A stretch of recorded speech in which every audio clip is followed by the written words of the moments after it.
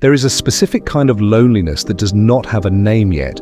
It is not the loneliness of being alone, it is the loneliness of being surrounded by people who need you but do not see you, of being the person everyone calls when something goes wrong and the person nobody thinks of when something goes right, of sitting at home on a Friday night knowing that somewhere there is a table full of people you have held through their hardest moments and your name never came up when they were deciding who to invite.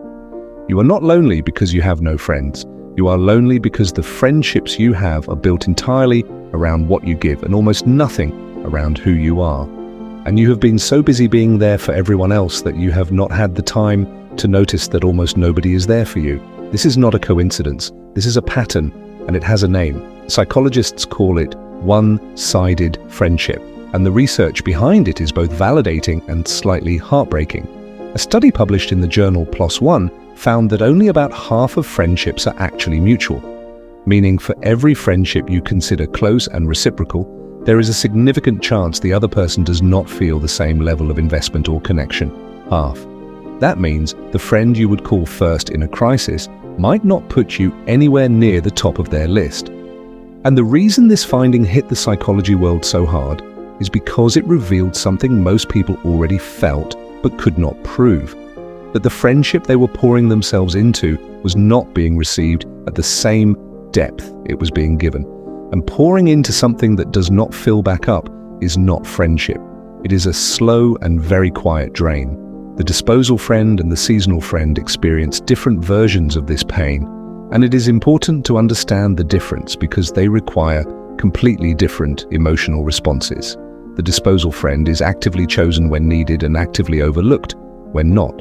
There is a pattern to it, a consistency. You notice that you hear from certain people exclusively when their relationship ends, when they need advice, when they are going through something and need someone to process it with. And then the silence returns the moment the crisis passes. The disposal friend is not imagining this. Research in social psychology shows that people with low self-worth and high empathy are disproportionately likely to attract relationships where their emotional labor is consumed without reciprocation because they make it so easy and so safe to take without giving back. The disposal friend was almost always taught somewhere in childhood that love had to be earned through service.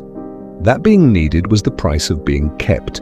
The seasonal friend is an entirely different grief because the seasonal friendship was real, the laughter was genuine, the connection was not performed, but it existed within a container, a shared class, a shared workplace, a shared neighborhood, a shared season of life where your paths ran parallel long enough to build something that felt permanent. And then the container changed and the friendship could not survive outside of it. Psychologist Robin Dunbar, who studied human social networks extensively, found that the average person maintains about 150 social connections, but only about 5 of those are genuinely close relationships that survive context changes, which means most of the people who feel like permanent fixtures in your life are actually contextual connections, real within the context, but unable to survive the transition out of it. And grieving a seasonal friendship is complicated because there is nobody to be angry at. The friendship simply expired and neither of you signed the certificate. Here is what both the disposal friend and the seasonal friend have in common.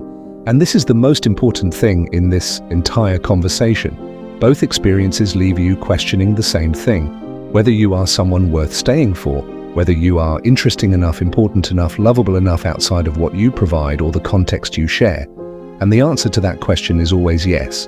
But the pattern of attracting disposal friendships or losing seasonal ones is almost never about your worth. It is about your availability.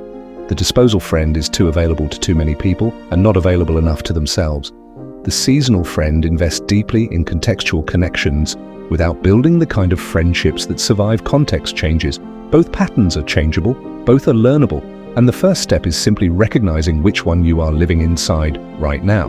Because the friendship you've been looking for your whole life is not going to come from being more useful to more people. It is going to come from being more honest about what you actually need and staying long enough in one place with one person to find out if they will show up for that version of you too. So here is the question worth sitting with tonight. Are the people in your life there for you, or are they there for what you do for them? And do you even know the difference anymore? This is Stickman Momentum Lab. Subscribe and turn on notifications because every week we have the conversations nobody else is having. Stay with us. there is so much more we still need to talk about.